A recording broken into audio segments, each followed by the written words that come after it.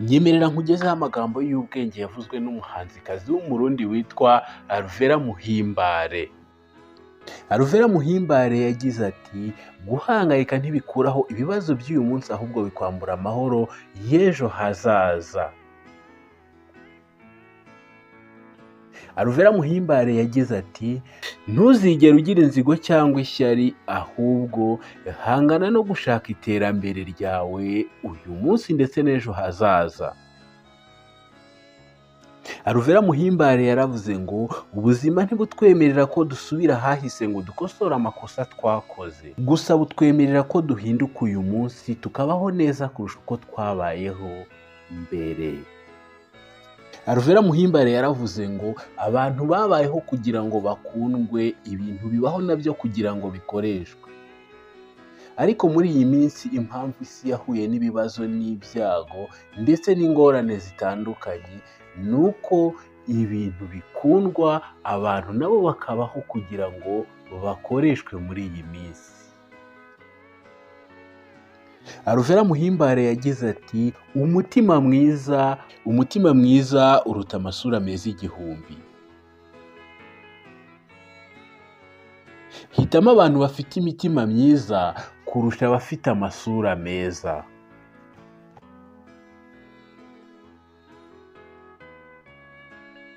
Yagize ati tegeka ubwonko bwawe kuko nibikunanira kubutegeka bwo buzagutegeka.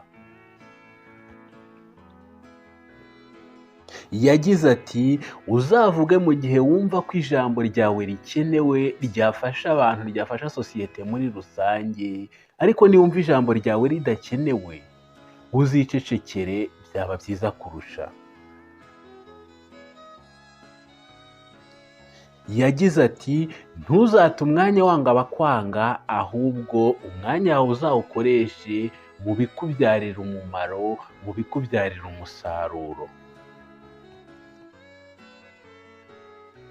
Yagize ati buri munsi mbere yo kuryama banza usenge ndetse ubabarire n'abakugiriye nabi, kuko hari igihe aba ari cyo gihe cyawe cya nyuma. Yagize ati ntugacike intege mu rugendo urimo, kuko buri kintu cyose kigira itangiriro ryacyo kikagira n'iherezo. Buri kintu cyose kigira igihe cyacyo, uyu munsi hari igihe byaba ari byiza, ejo bikaba byiza kurusha. Yagize ati umuntu nakugirira neza akaguha impano cyangwa akagukorera ikindi kintu cyiza mu buzima, ntugakore ikosa ryo kwibagirwa kumushimira kuko ni ingenzi mu buzima. Yagize ati ntuzigere ukora ikosa ryo gusaba abantu kugukunda, ahubwo wowe kunda, ukunde bagenzi bawe ndetse ukunde n'abakwanga. Za mbuto ubiba uzazisarura muri abo ngabo ukunda, nawe uzisanga ukunzwe mu minsi mike. Yagize ati uzarondere umutima mwiza kurusha kurondera isura nziza.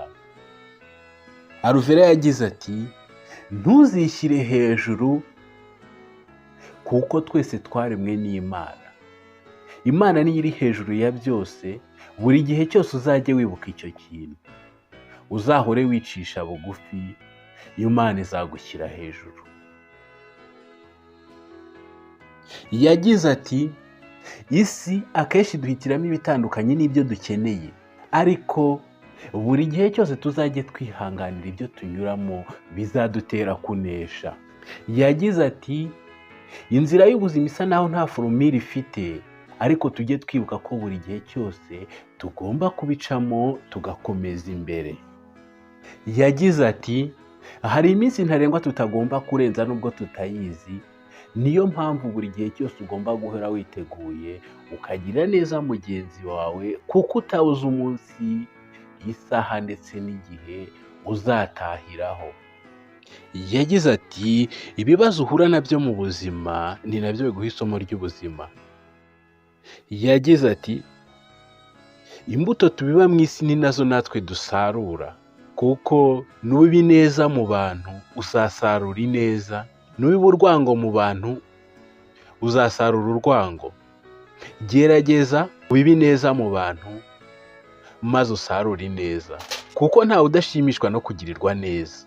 Reka ngushimire wari udukurikiye, ngusaba gutanga igitekerezo cy'uko ubona ibiganiro byacu, ngusaba gutera like ndetse share, niba utarakanda subscribe uyikande, uyu ni wo mwanya.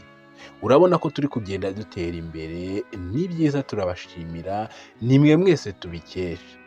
Naho akagaruka rero, ciao ciao.